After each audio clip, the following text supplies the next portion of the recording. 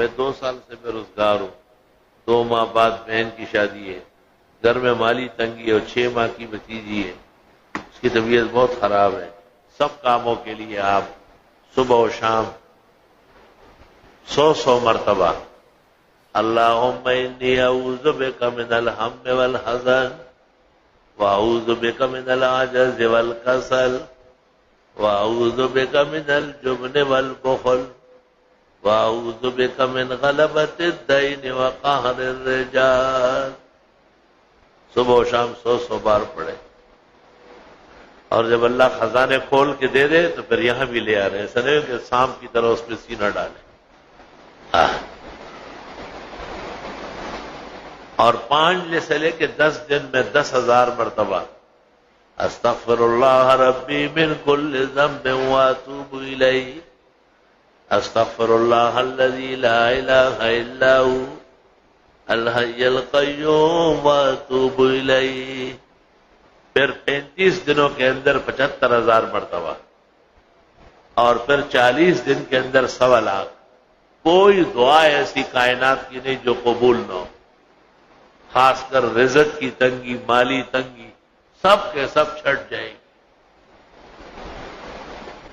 دوسرا کام استغفار کا ہے مرادیں پوری ہونا، دعائیں قبول ہونا۔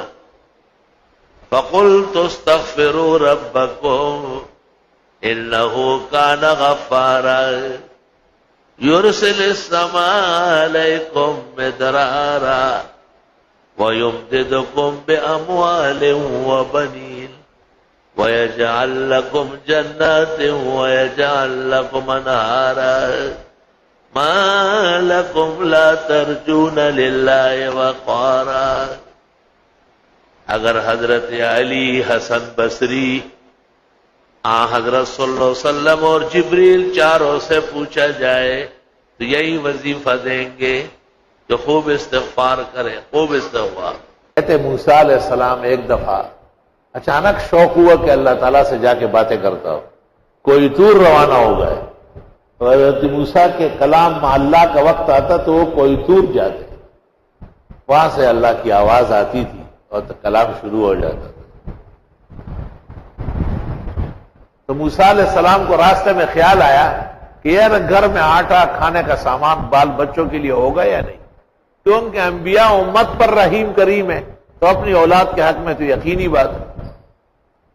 حق تعالیٰ جو علیم بذات الصدور ہے، جب موسیٰ علیہ السلام پہنچے تو حق تعالیٰ نے کہا کہ اے موسیٰ، اور باتوں سے پہلے یہ پتھر کو لاٹھی لگاؤ، یہ ٹوٹ جائے گا۔ پتھر کو مارا، وہ ٹوٹ گیا، ایک اور نکلا، ایک اور نکلا، ایک اور نکلا، اخیر میں ایک چھوٹا سا گٹھی نکلی، گٹھی۔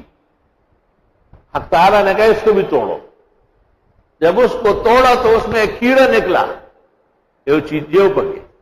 وَفِي فِيهِ نَبَتٌ طَرِيٌّ، اور اس کے منہ میں ہری گھاس، وَعَلَيْهِ قَطْرَةٌ، یہ قطرہ ابھتے پرتے، یہ آپ کا کھانا اور یہ تھیلی کے اندر آپ کا پانی، کلوا واشربوا۔ موسیٰ علیہ السلام بڑے حیران ہوئے کہ پتھر کے اندر کیڑا ہے۔ حق تعالیٰ نے کہا اے موسیٰ، یہ کچھ کہنا چاہتا ہے۔ حضرت موسیٰ نے کان قریب کیا تو وہ چھوٹی سی کیڑی کہہ رہی ہے سبحان من یرانی ویعرف مکانی ویرزقنی ولا ینسانی۔